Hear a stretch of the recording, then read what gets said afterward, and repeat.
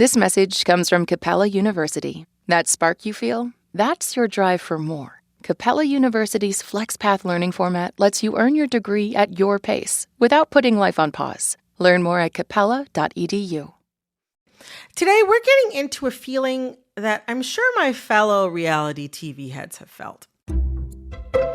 You're watching your favorite reality junk TV, could be Selling Sunset, could be the Kardashians, or even the housewives of your nearest big city. You look at what they have: high ceilings, waxed and buffed floors, marble countertops, crown molding, fine art on the walls.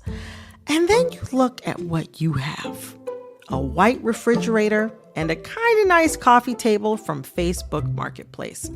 I'm talking about what our producer Corey Antonio calls housing dysphoria, the dissatisfaction with your own living space that comes from comparing yourself to the lifestyles of the rich and famous, particularly on reality TV.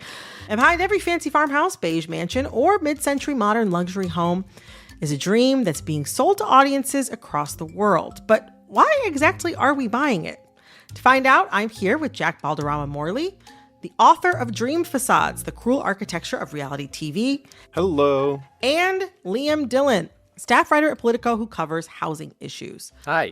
I am so happy to have you both. Let's get into it. Hello. I'm Brittany Luce, and you're listening to It's Been a Minute from NPR, a show about what's going on in culture and why it doesn't happen by accident.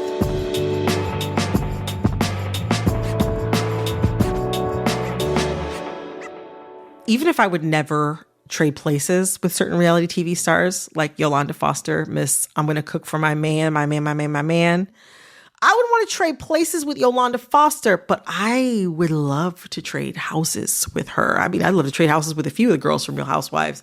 And I think it's the same for many viewers. What is it about the homes on these shows that keep us coming back?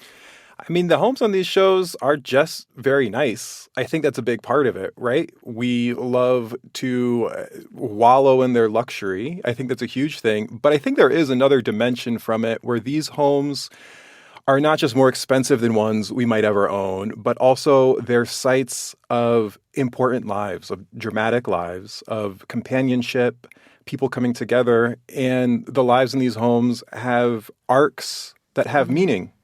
And I think the homes that most Americans live in are not designed to make people really have any kind of community or connection or broader place in the world. And so when we watch these homes on TV, I think we get a taste of that. That's a really interesting point. A few years ago, one of our producers at It's Been a Minute, Liam McBain, and we went to BravoCon when it was in New York City, which was like this huge convention. But we were trying to get to the root of sort of like what gets people so like why they love the Housewives so much. And like aspiration was a big part of it, but also that personal aspect, sort of watching their lives play out over the seasons and over the years was really key as well.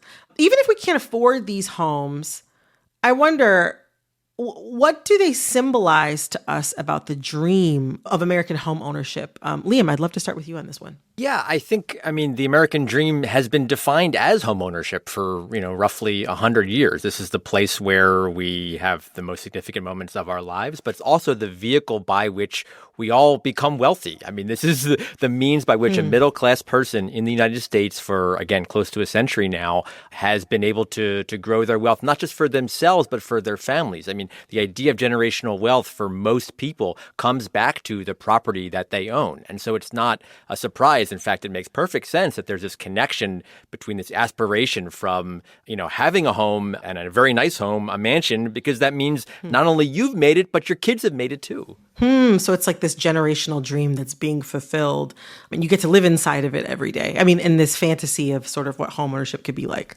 Absolutely. Yes. I wonder, Jack, how do you see that dream kind of showing up across the reality TV shows? I mean, you wrote about so many different kinds in your book, but how do you see that dream kind of coming up on these shows in implicit or explicit ways? Totally. I mean, I think one of the biggest shows where you see that is Real Housewives of Atlanta, which I wrote about in my book, where you have a bunch of women on that show not just owning homes, but building homes, and building homes that are named after themselves. So you have Chateau Charest for Charest Whitfield. Yes. You have Yes. Moore Manor, her rival, Kenya Moore. Oh, Kenya Moore Manor, right. Yeah, so they build these dueling homes just down the street from each other. If I don't move in by Christmas, then you won the bet. If you don't move in by Christmas, then I won the bet. You really think you'll be in by Christmas? Let's do it. All right, okay, deal? what are we doing? I mean, I think even more actually than just symbolizing themselves, they become parts of themselves. You know, these homes are actually parts of their identity. And you can see on the show, these women who are rivals, they pick apart stylistic details about each other's homes as they pick apart each other. I have 2 kitchens that were done during my housewarming. I can put 2 of your homes in my unfinished basement. Guess what? I could pay for my house, though. You know, they're not just talking about stylistic choices, they're talking about themselves. They're so strongly identified with their homes that they become part of themselves. I mean, that kind of goes back to what Liam was saying. I mean, I think that's how like a lot of Americans, how we're like acculturated to think about how you're living or what kind of home you're living in is a reflection of you, but also where you live is a reflection of you. And so often on these shows, we see people living in these like fantastical suburban or suburban-like areas. With the sprawl to match. Liam, why do you think the suburbs factor so heavily into American housing fantasies? Yeah, I mean, that really is the doubling down of the American dream, the idea that everyone gets a backyard, gets a barbecue, and gets their own house where, you know, they're separated from their neighbors. But at the same time, you not only want that single family house, you want it to be as close to everything that urban amenities, your restaurants, your parks, cool boutiques or stores or whatever, like that's what everybody wants. They want the space for themselves. I think that goes back to a lot of the sort of the American frontier spirit in addition to this desire for space, right? But also I think it connects to we want the density far enough away from us that we have our own space, but the amount of people close enough so that all these great things that only rely on a mass density of people, like, you know, interesting cuisines from around the world, different shops, all those things have to be close to. It makes sense then that so often like these sorts of shows take place either in like the ritziest, most suburban part of a big city, like, you know, in a show like Selling Sunset, like people are in like the Hollywood Hills. You benefit from having all of this space, but also kind of like almost like siphoning or borrowing culturally from the big city that's nearby. Yeah, that's exactly right. I mean, you want all of these things that the big city offers, while also you want all of the space to yourself. What are some of the messaging sent out culturally or even strategically by city planners or people looking to get people excited about the Los Angeles suburbs when they were establishing those areas? Well, LA is a place that wasn't really built, it was sold. And we're talking 150 years or more of this, where basically the power brokers in the city wanting to get the railroad here to have it be an engine of commerce. But there was not much here, not much in LA, through the early part of the 19th century. And there was a major effort by business leaders, by media outlets, by railroad brokers to try to sell LA to folks on the Midwest and in the Northeast who were living in crowded tenements, cold, right, where they were. And LA said, look, like, here's a place we're essentially starting from scratch. Of course, that was not true. I mean, nowhere was starting from scratch. But being able to build it in such a way and market it to the folks who were on these farms and in crowded places. And that was the idea, again, that you could have your own plot of land for yourself, unlike where you were in the Northeast.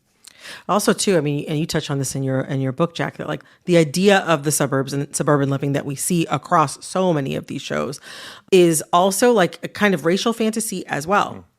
Totally. Yes. I mean, I think that's a big part also of why people were selling LA as a city of homes in contrast to cities back east, was that they could be imagined as these white utopias, which didn't have the urban problems of racial mixing or also radical politics that was also happening in the early 20th century in the cities back east.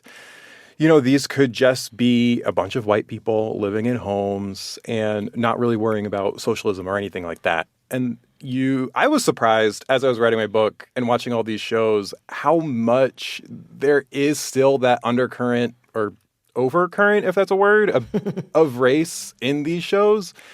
Often it's not explicitly addressed. So if you look at something like Selling Sunset, right? In the beginning, it is a white cast.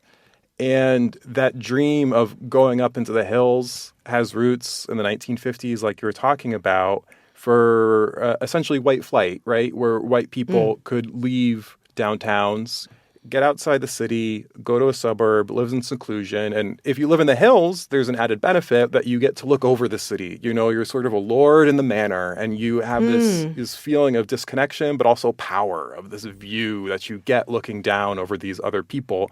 Then you watch Selling Sunset, and what are you getting? You're getting something similar to that, honestly. You know, you're enjoying this view. You're looking down. You're seeing these beautiful white women dressed in these cockamamie outfits going and Cockamamie selling is a good this. descriptor. A lot of viewers, myself included, don't even like the style of some of these homes. I mean, there's a lot that's been made of, especially the homes that you see on Selling Sunset. You know, they're very angular and they're like a melange of architectural styles. You know, there are some homes that you see on these shows that are genuinely beautiful, but some of them, even from an architectural perspective, you're sitting there like, like they look kind of like a cheesecake factory. And so I wonder, even if we like find some of these homes outright ugly, why are we still so compelled by them? I think it goes back to something that your producer Corey called housing dysphoria, which I think is a great term, and the weird mix of emotions that people have gotten from reality TV since it began and from its forerunners. There's this weird mix with reality TV where we watch it to feel good about what we're seeing on screen. Like, we're feeling good in some ways about the wealth and the entertainment, but we also kind of feel bad about ourselves a bit because we don't have that, right? Presumably, we don't have all this money. We're not living in these amazing homes. We don't have these cockamamie outfits that maybe we would want. I don't know. Sure. Maybe. And so part of, I think, what happens is we look down also on the people on the show. So the show sets us up to feel better than some of the people on Selling Sunset because maybe it makes fun of their intelligence in some ways or their taste levels. You know, oh, we're better because we don't want to live in a house that looks like that. Sure, it's rich and sure, it'd be nice to be rich, but I'm in some way morally superior to those people on that show. And I feel better about myself for living in my, you know, crummy little rent stabilized apartment in New York City because I'm not choosing that life. So in some ways, my life and my home is better than that one. We're going to take a quick break, but first, if you're a longtime listener or brand new to It's Been a Minute, be sure to come back every Monday, Tuesday, Wednesday, and Friday for brand new episodes. And did you know you can make it even easier to get new episodes by hitting the follow or subscribe button on your favorite podcast app? Whether you're a new friend or a loyal bestie, join the team by subscribing today. Coming up after the break. Even though we may be rich, even though we might be living in these exclusive areas of Orange County, where Real Housewives started, are we really going to be able to hold on to this? Is everything as real as it seems to be? Stick around. This message comes from NPR sponsor BetterHelp. Financial stress affects more than just your bank account. It can impact your sleep, your relationships, and your overall mental health. If money worries are weighing on you, you're not alone, and it doesn't mean you failed. Therapy isn't about financial advice. It's about working through the anxiety, shame, or overwhelming thoughts that money stress can bring. When life feels overwhelming, therapy can help. Get 10% off at betterhelp.com/NPR. This message comes from MIDI Health. CEO Joanna Strober shares why they started a virtual care platform for women in perimenopause and menopause. Our goal at MIDI is to make sure that all women have access to really expert care, starting around 35 and 40, making sure that they get access to all the things that can help them thrive as they're growing older. MIDI Health, committed to helping women in midlife with perimenopause and menopause care, accessible via telehealth visits at joinmidi.com. This message comes from Progressive Insurance. You're listening to this podcast, so you've got a curious mind. Did you know that drivers who switch and save with Progressive save over $900 on average? Visit Progressive.com and get a quick quote with discounts that are easy to come by. Progressive Casualty Insurance Company and Affiliates. National average 12-month savings of $946 by new customers surveyed who save with Progressive between June 2024 and May 2025. Potential savings will vary.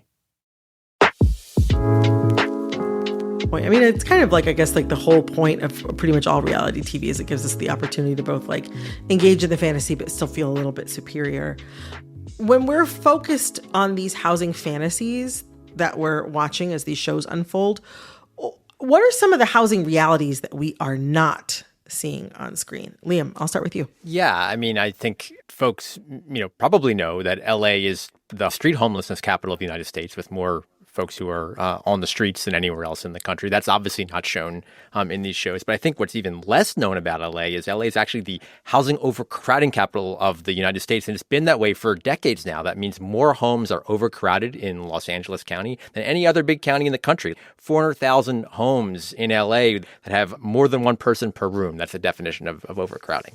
And that is, and in some places it's quite insane. I mean, there's this neighborhood called Pico Union just west of downtown where 40% of the homes actually are overcrowded. And this is like 2- and 3-story buildings, more population density in Pico Union than New York City. And then what that looks like beyond just the raw numbers of person per room, I mean, you're talking people sleeping on floors of laundry rooms, right? Teenagers doing homework in the alcoves of their apartments, people using bathrooms in shifts. I mean, this is a reality of hundreds of thousands of people, if not more, in Los Angeles every single day.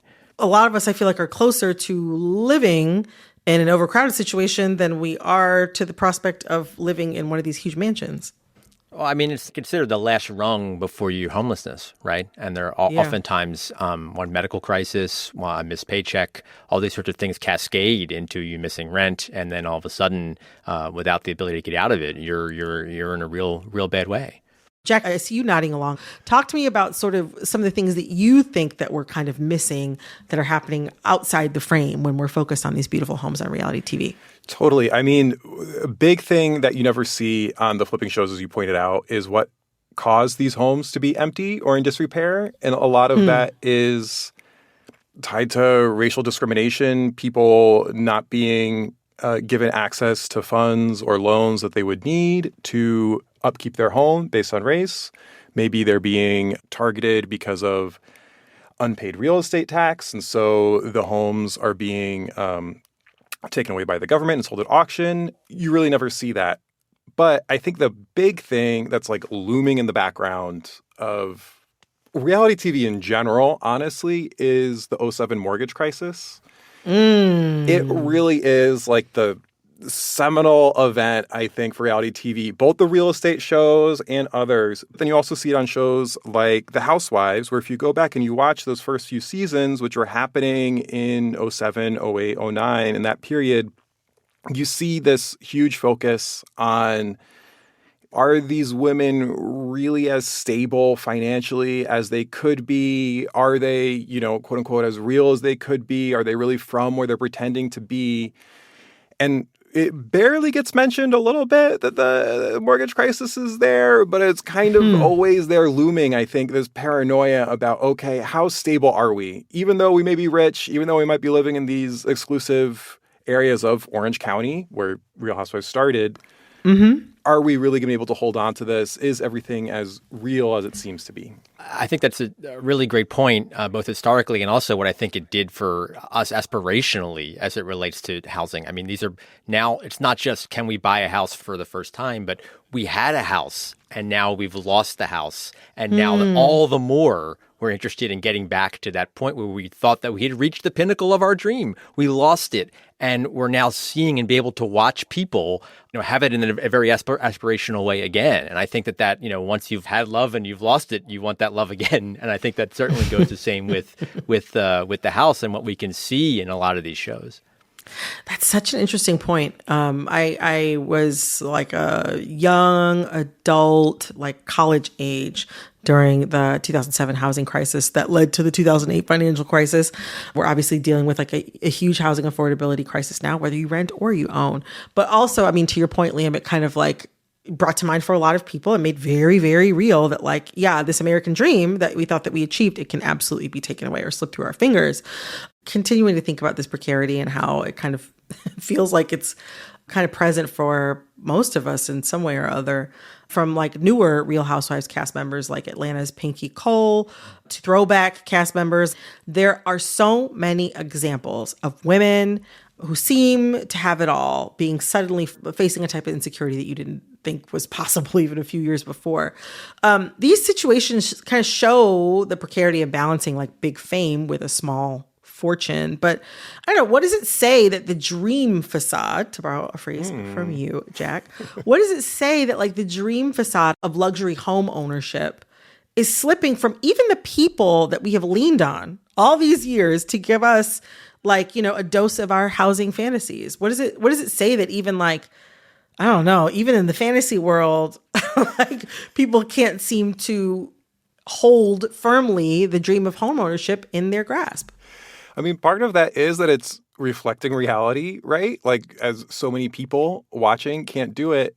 And I think it makes me a little hopeful, perhaps, that we can let go of that dream. I mean, something that I learned while I was writing the book that I hadn't really thought about before was how relatively recent the U.S. being a nation of homeowners is. Like, that is really a development of the past 100 years. Like, for a long time, you know, we didn't have these government-backed mortgages that helped so many people own homes, right? And it wasn't really this broad assumption that everybody was going to own a home. We could have been a nation of renters, you know? In 1900, we could have gone that way, right?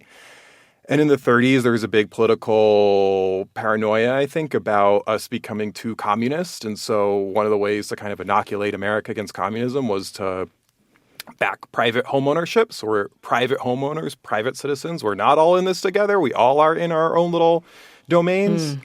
And so it's maybe, I think, to have an optimistic take on some of those housing tragedies that we're seeing in reality TV, it's that people could potentially start exploring other ways of fulfilling their dreams that don't involve owning a home, right? That we could try other things out. Oh my gosh, Liam, Jack, I had such a great time in this conversation. Thank you both so much. Thank you. Thank you. It's wonderful. That was Jack Balderrama Morley, author of Dream Facades, The Cruel Architecture of Reality TV, and the host of the I Don't Like This podcast. And Liam Dillon, staff writer at Politico, who covers housing issues. This episode of It's Been a Minute was produced by Corey Antonio Rose. This episode was edited by Nina Patak. Our supervising producer is Barton Girdwood. Our VP of programming is Yolanda Sanguini. All right, that's all for this episode of It's Been a Minute from NPR. I'm Brittany Luce. Talk soon.